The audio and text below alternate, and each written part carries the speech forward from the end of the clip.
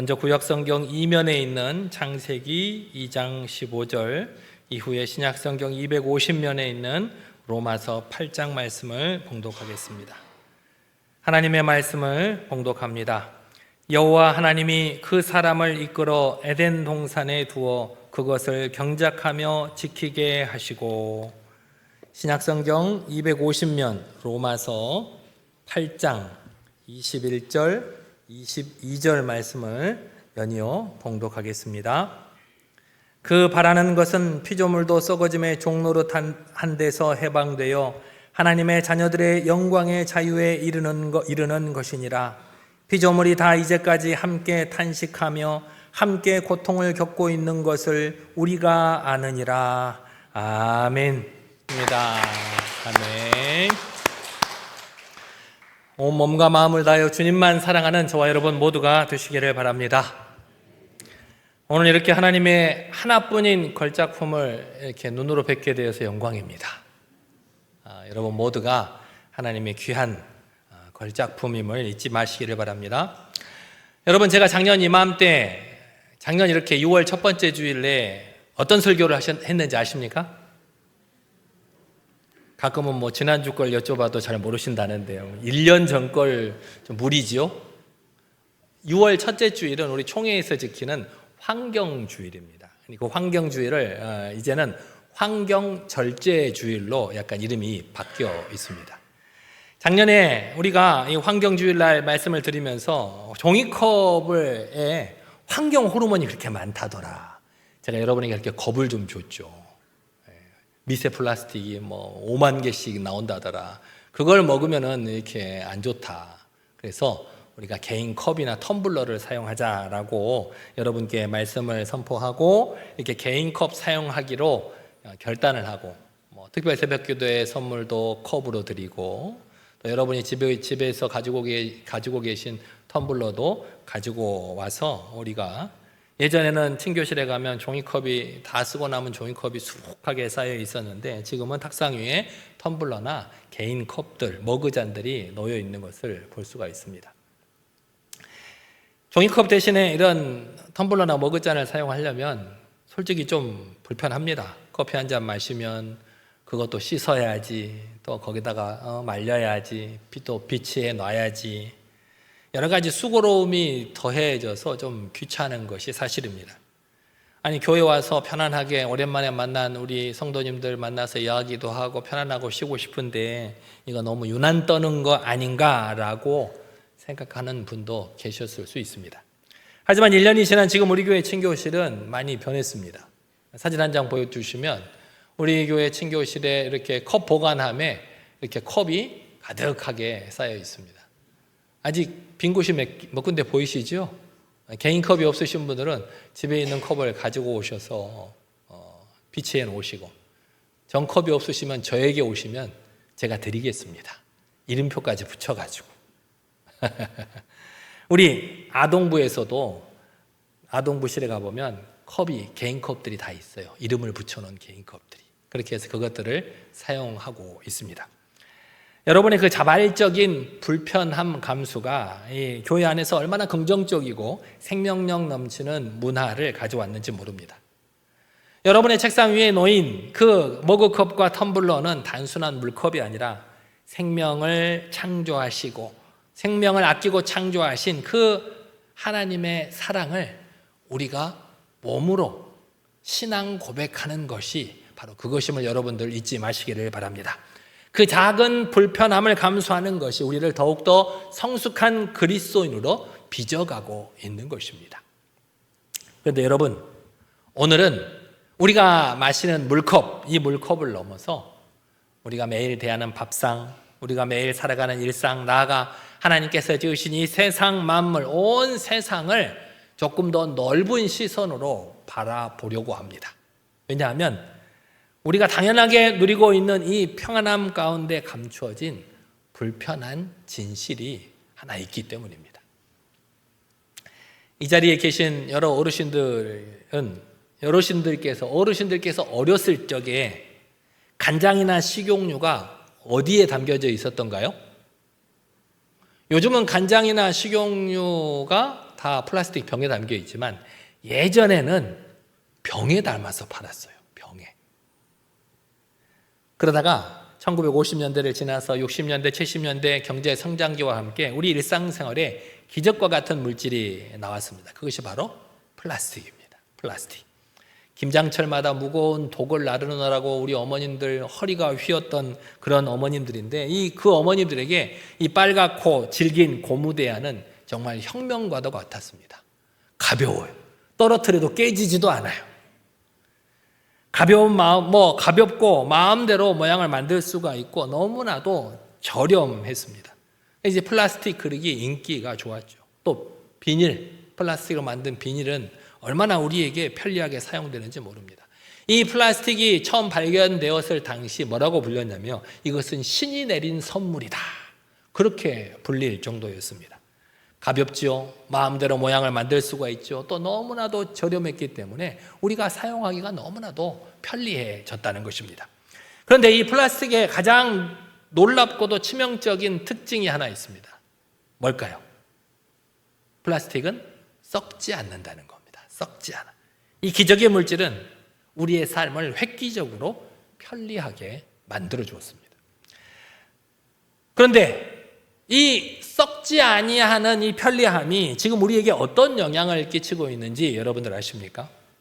30년 전에 내가 시원하게 물 한 잔 마시고 무심코 버린 그 음료수 페트병 하나, 20년 전에 내가 시장에 가서 비닐봉지에 담아왔던 그 비닐 하나가 지금까지도 단 1g도 썩지 않고 지구 어디엔가 떠돌아 다니고 있다는 것입니다. 신의 선물이라고 불리며 우리 삶을 편안하게 만들어 주었던 그 플라스틱이 이제는 괴물이 되어서 우리의 일상생활과 우리가 살아가는 삶 또 생태계를 조용히 무섭게 덮쳐오고 있는 것이 사실입니다. 여러분들은 과연 하나님께서 창조하신 세상 창조 세계 안에서 안전하게 살고 계십니까? 이 썩지 않는 편리함이 우리의 상상보다 훨씬 더 깊고 치명적이고 이미 우리의 가장 가까운 곳까지 침투해 있습니다. 우리가 무심코 버린 그 일회용 플라스틱은 흙으로 돌아가지 못합니다. 우리가 우연찮게 길가에 버린 플라스틱, 비닐봉지 그것들은 빗물에 씻겨서 하천을 타고 굽이굽이 흘러가지고 결국엔 저 바다로 흘러 들어가게 됩니다. 바다에서 거대한 플라스틱 섬을 이루어서 거센 파도와 내리쬐는 뜨거운 태양빛에 의해서 그 플라스틱이 부서지고 부서져서 미세 플라스틱이 됩니다. 미세 플라스틱. 눈에도 보이지 않는 이 작은 미세 플라스틱 조각을 바다에 사는 플랑크톤이 먹이인 줄 알고 덥석 먹습니다. 그 플랑크톤을 멸치가 먹고 그 멸치를 고등어와 명태가 먹습니다. 그 다음에 누가 먹을까요? 이것이 오늘 우리가 살아가는 삶에 무엇을 의미하는지 여러분들 아시겠습니까? 이 자리에 계신 우리 어머님들은 평생 남편과 자녀들 밥을 해주기 위해서 또 눈에 넣어도 아프지 않을 이 손자 손녀들 밥상을 차려주기 위해서 이른 아침부터 열심히 쌀을 씻어서 밥을 얹히고 반찬을 하셨죠. 어떻게든 갓 지은 따뜻한 밥을 먹이시려고 숙곡도 새벽부터 일어나서 밥상을 차리셨을 겁니다. 그런데 여러분들이 가족을 위해서 내 자녀, 손자, 손녀를 위해서 가족의 건강을 위해서 보글보글 끓여낸 그 따뜻한 된장찌개에 간을 맞추려고 내가 저 멀리 신안에서부터 이렇게 어렵게 구입해온 천일염으로 간을 딱 맞추는데 그 천일염 속에 미세 플라스틱이 들어있어요. 자녀들을 먹이려고 노릇노릇하게 구워낸 고등어 한 토막 속에 우리가 10년 전, 20년 전에 버렸던 그 플라스틱이 다시 돌아와서 우리의 음식 가운데 올라와서 우리의 몸속으로 들어가고 있다는 사실을 여러분 상상이나 해보셨습니까? 왜 우리가 잘 인식하지 못할까요? 안 보이거든요. 안 보여요, 눈에. 우리 눈에 안 보여요. 며칠 전 뉴스를 보니까 미세 플라스틱이 공기 중에도 떠돌아다닌답니다. 일반적으로는 바다에나 토양에 미세 플라스틱이 많다라고 하는 사실은 익히 알고 있었던 사실인데 이제는 공기 중에도 그 미세 플라스틱이 떠돌아다닌대요. 그런데 안타깝게도 공기 중에 있는 미세 플라스틱을 검출하거나 점검할 수 있는 그런 기준이 아직 마련되어 있지 않답니다.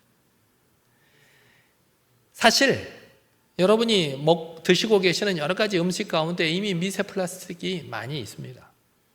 여러분이 깨끗하게 좋은 물을 마시려고 슈퍼에 가서 비싼 생수를 처음 뜯어서 마셨을 때에도 그 안에 이미 얼마나 많은 미세 플라스틱이 들어있는지 모릅니다. 왜 그런 것들이 안 보일까요? 너무 작아서 우리 눈에 안 보이는 겁니다. 이미 우리의 폐와 우리의 혈액 속에도 심지어는 임산부의 태반 속에서도 미세 플라스틱이 발견된다는 연구 결과가 나와 있습니다. 하지만 이것이 이런 우리 몸속에 들어온 미세 플라스틱이 우리 인체에 어떤 영향을 미치는가는 아직 정확하게 알려있지 않습니다. 연구가 충분히 되어 있지 않다는 겁니다. 가장 안전해야 될 우리 가족의 밥상머리에, 우리가 살아가는 삶의 터전에 우리가 조금 더 편리해지겠다고 무심코 누렸던 그 일회용 플라스틱의 편리함 때문에 우리의 밥상머리가, 우리의 삶의 터전이 지금 위협받고 있다는 것입니다. 내가 버린 쓰레기가 나와 내 사랑하는 가족, 내 자녀들의 몸속으로 고스란히 다시 들어오고 있다는 이 잔인한 부메랑의 현실을 여러분은 어떻게 생각하십니까? 어떻게 해야 될까요? 먹지 않고 살 수는 없잖아요. 마시지 않고 살 수는 없잖아요. 오늘 본문 로마서 8장 21절에서 22절이 이 비극적인 현실, 이 무너져버린 창조 세계의 신음을 정확하게 짚어내고 있습니다. 본문 8장 21절, 22절 말씀 다 같이 한번 읽어보겠습니다. 시작. 그 바라는 것은 피조물도 썩어짐의 종노릇한 데서 해방되어 하나님의 자녀들의 영광의 자유에 이르는 것이니라. 피조물이 다 이제까지 함께 탄식하며 함께 고통을 겪고 있는 것을 우리가 아느니라. 태초에 하나님께서 천지를 창조하시고 뭐라고 하셨을까요? 보시기에 심히 좋았더라 라고 하고 기뻐하셨던 이 아름다운 창조 세계가 지금은 탄식하며 고통을 겪고 있다는 것입니다. 봄이면 싹을 틔우고 가을이면 열매를 맺던 그 땅이 온갖 화학 비료와 썩지 않는 비닐 폐기물에 덮여서 숨을 쉬지 못하고 있다는 것입니다. 막디 맑아야 될 그 바다에, 우리가 보이지 않는 저 먼 바다에 가보면 거대한 플라스틱 섬들이 둥둥 떠다닌다는 거예요. 파도에, 그리고 내리쬐는 태양빛에 그 플라스틱들이 서서히 부서지고 있어요. 엄청나게 많은 미세 플라스틱들을 만들어내고 있는 거예요.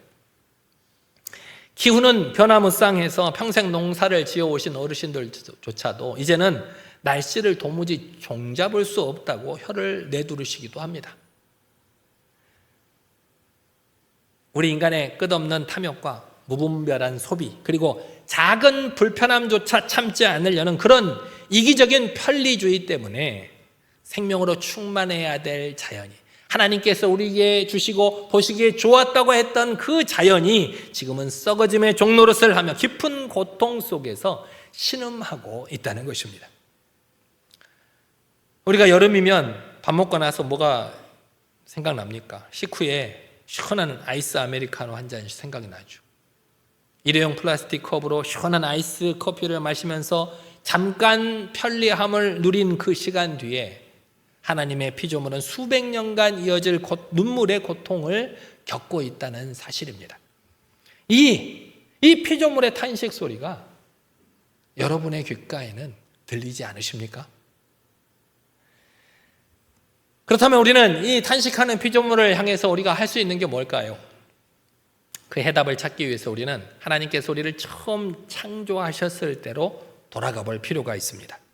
하나님께서 우리를 이 땅에 처음 창조하셨을 때 그 창조하신 원래의 목적이 뭘까요? 이 성경의 가장 첫 페이지로 돌아가 보면 그 하나님께서 우리를 창조하신 목적을 볼 수가 있습니다. 우리 어르신들도 과거에 흙 묻은 손으로 밭을 매며 농사를 짓다 보면 우리 성도님들의 땅의 정직함을 잘 느끼실 수 있습니다. 땅은 우리를 속이는 법이 없습니다. 내가 뿌린 대로 거두고 내가 돌본 만큼 나에게 풍성한 열매를 주는 것이 땅입니다. 우리네 부모님들은 그래서 그런 자연의 순리를 거스르지 않으시면서 사셨습니다. 물건 하나도 함부로 버리지 않고 기워 쓰고 고쳐 쓰며 몽당 연필 하나까지도 아껴 쓰는 것이 당연한 미덕이었습니다. 내가 가진 것은 없었지만 그 삶의 밑바닥에 생명과 자연을 보호하고 그것을 내어주신 그 하나님에 대한 깊은 경외심이 그 밑바닥에 깔려 있었다는 것입니다. 그냥 아껴 쓰는 것이 아니라 하나님께서 내게 주신 것을 귀하게 여기는 그런 마음이 있으셨다는 겁니다. 하지만 눈부신 경제 성장과 함께 지금은 스마트폰 터치 한 번이면 산지 직송으로 온갖 신선한 식재료가 다음날 아침에 우리 현관문에 딱 배달이 됩니다. 어떻게 배달이 됩니까? 스티로폼 상자 안에 플라스틱 아이스백에 딱 담겨가지고 우리 현관 앞에 도착을 합니다. 이런 편리한 문화를 누리다 보니까 우리가 어느새 잊어버린 하나님께서 우리에게 주신 가장 중요한 사명 하나를 우리는 까먹고 있다는 겁니다. 오늘 첫 번째 본문인 창세기 2장 15절 말씀이 그 잃어버린 사명을 우리에게 다시금 깨우쳐주고 있습니다. 창세기 2장 15절 말씀 같이 한번 읽어보실까요? 시작. 여호와 하나님이 그 사람을 이끌어 에덴 동산에 두어 그것을 경작하며 지키게 하시고. 여러분, 하나님께서 당신의 형상대로 지으신 우리를 이 땅 가운데 두신 이유가 뭘까요? 그래, 내가 그 땅을 네 마음대로 파헤치고 지배하고 끝없이 소비하다가 파괴해버리는 폭군, 포식자가 되라고 이 땅을 우리에게 허락해 주신 게 결코 아니라는 겁니다. 하나님께서는 우리를 이 땅을 경작하고 지키는 사람으로 부르셨다는 것입니다. 경작하고 지킨다라고 하니까 우리가 마음속에 그렇구나라고 다가오지 않는데 히브리 원문으로 보면 그 의미를 더욱더 깊이 볼 수가 있습니다.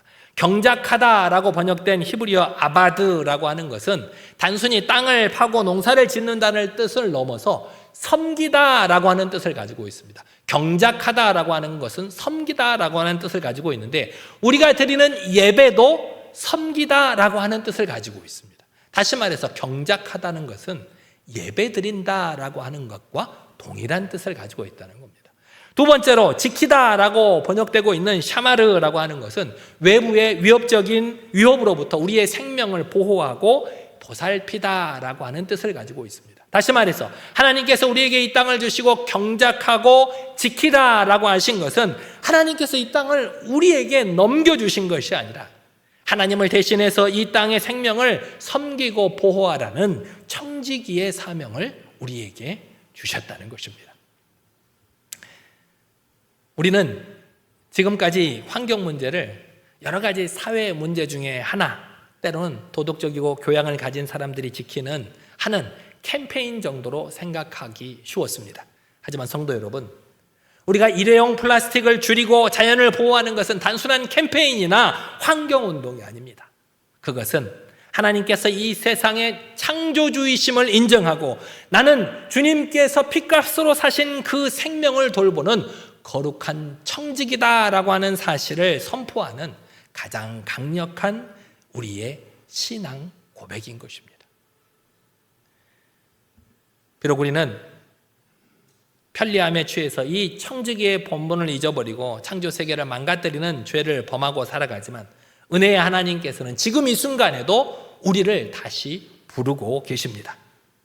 그리고 이 세상 만물 피조물들은 그 하나님을 섬기는 하나님의 자녀들이 이 땅에 나타나기를 간절히 고대하고 있다고 오늘 로마서 기자는 우리에게 말씀하고 있는 것입니다. 우리가 피조물의 탄식 소리를 외면하지 않고 그 상처를 싸매어 주는 것, 나의 작은 편리함을 포기하고 그 대신 생명을 살리는 쪽을 선택하는 것, 그것은 결국 예수 그리스도의 구원 사역에 우리가 적극적으로 동참하는 영광스러운 길이라는 사실을 잊지 않는 여러분들이 되시기를 바랍니다. 우리가 비닐 하나 안 쓰는 거, 일회용 플라스틱 하나 안 쓰는 게 대단한 일인가, 쓰면 또 어떤가라고 생각하실지 모르겠지만 그것이 하나님께서 우리에게 맡겨주신 사명이라는 겁니다. 오늘 말씀을 통해서 여러분에게 이 청지기의 사명이 있다는 사실을 깨달았다면 이제 우리는 다시 한번 결단해야 합니다. 어떻게 하시겠어요? 앞으로는 플라스틱이나 비닐을 써야 되겠어요? 안 써야 되겠어요? 함부로 대답하지 마세요. 내일 아침부터 여러분들 뭐 플라스틱 안 쓸 수 있어요? 비닐 안 쓸 수 있어요? 100%? 그럴 수 없어요. 저도 그럴 수 없습니다. 현실적으로 불가능합니다. 하지만 우리가 매일매일 살아가는 우리의 삶의 자리에서 세상을 살리는 하나님께서 우리에게 맡겨주신 그 거룩한 청지기의 사명을 감당할 수 있는 거룩한 불편함을 우리가 선택할 수 있다는 거예요. 거룩한 불편함을 선택할 수 있습니다. 예수님께서 십자가에서 자신의 몸과 피를 다 내어주신 것은 세상에서 죽어가는 우리를 살리시기 위함인 것처럼 우리가 하는 이 작은 수고가 이 창조 세계의 생명을 되살릴 수 있는 길임을 여러분들 잊지 마시기를 바랍니다. 그래서 오늘 저는 여러분들에게 이 하나님의 말씀을 실천할 수 있는 세 가지 구체적인 삶의 예배를 제안하고자 합니다. 경작하다라고 하는 게 섬기다라는 뜻을 가지고 있다고 그랬죠. 하나님께 예배하다라고 하는 뜻을 가지고 있다고 했어요. 그래서 첫 번째, 장바구니를 잘 챙기십시오. 장바구니. 마트나 동네 시장에 갈 때 맨손으로 가지 마시고 꼭 장바구니를 챙겨 가셔서 비닐봉투 한 장이라도 사용하는 것을 자제해 주시기를 부탁드리겠습니다. 그 비닐 하나 안 쓰는 것이 뭐 대단한 일이라고 생각될지 모르겠지만 하나님께서 지으신 이 땅을 숨쉬게 하는 예배라는 사실을 인식하시기를 바랍니다. 저도 제 목양실 책상 오른쪽 밑에 제일 밑에 서랍을 열어보면 장바구니가 하나 접혀져 있습니다. 저도 여기 편의점이나 슈퍼 갈 때가 있어요. 저도 꼭 들고 갑니다. 그래서 몇 개 안 사도 꼭 거기에 담아 옵니다. 두 번째, 배달과 포장 문화의 변화를 여러분들께 요청드립니다. 가끔씩 댁에서 음식물을 배달시켜서 드실 때도 있죠. 우리 젊으신 분들은 배달 앱을 통해서 배달을 하실 텐데 그 배달 앱을 자세히 보면 버튼 하나만 누르면 일회용 플라스틱 수저와 포크는 빼주세요라고 하는 체크를 할 수가 있습니다. 그런 배달 앱을 사용하지 않은 여러분들은 전화를 해서 주문을 하시겠죠. 전화해서 일회용품은 안 주셔도 됩니다 라고 말씀해 주시면 감사하겠습니다. 그 대신 집에 있는 쇠젓가락과 숟가락을 사용하시고 다 드시고 난 후에 이 숟가락과 젓가락을 씻는 그 잠깐의 수고로움, 그것이 생명을 살리고 창조 세계를 향한 큰 사랑의 시작이 될 수가 있습니다. 마지막으로 잘 버려주십시오. 살다 보면 어쩔 수 없이 페트병이나 플라스틱 용기를 사용해야 될 때가 있습니다. 그렇다고 그것을 사용한다고 죄책감을 가지지 마시고 남들이 사용한다고 그것을 정죄할 필요도 없습니다. 다만 버리실 때 잘 버려야 한다는 겁니다. 어떻게 버려야 됩니까? 내용물이 남은 채로 버리지 마시고 붉은 빨간 국물이 묻은 채로 그냥 버리면 그것은 재활용되지 못하고 땅에 묻혀서 결국은 독이 됩니다. 우리에게로 다시 돌아오게 된다는 거예요. 그래서 조금 귀찮더라도 물로 좀 깨끗하게 헹궈 주시고 라벨은 떼서 제대로 다 분리수거해 주시면 감사하겠습니다. 여러분들 집에서 분리수거 잘 하시죠? 저도 집에 가면 분리수거함들이 다 있습니다. 종이, 비닐, 캔, 플라스틱 분리수거 통이 다 있고 저희 집엔 특별히 분리수거 통이 2개가 더 있습니다. 가끔씩 친교실에 제가 주중에도 왔다 갔다 할 때가 있는데 커피 마시려고 친교실에 가보면 친교실 입구에 있는 분리수거통 옆에 네모난 종이 상자가 있습니다. 그 종이 상자는 뭐 하는 용도일까요? 그 앞에 보면 종이용이라고 써져 있습니다. 종이를 위한 상자인 거예요. 그런데 가끔 가다 보면 거기 온갖 쓰레기가 다 뒤섞여 있는 것을 볼 수가 있어요. 바로 옆자리에 일반 쓰레기, 비닐, 플라스틱, 캔, 분리수거통이 있는데도 불구하고 아직은 인식하지 못하신 것인지 그냥 편리하게 가장 넓은 그 쓰레기통에 버리시는 것 같아요. 가끔씩 제가 볼 때마다 그것들을 다 뒤져가지고 바로 옆에 있는 플라스틱 분리수거통에 옮겨 놓을 때가 있습니다. 사실 우리 관리집사님께서는 매주 하시는 일이죠. 우리 쓰레기통들을 다 가져다가 저 밑에 주차장에 가져가셔서 일일이 그것들을 다 분리수거해서 버리고 계십니다.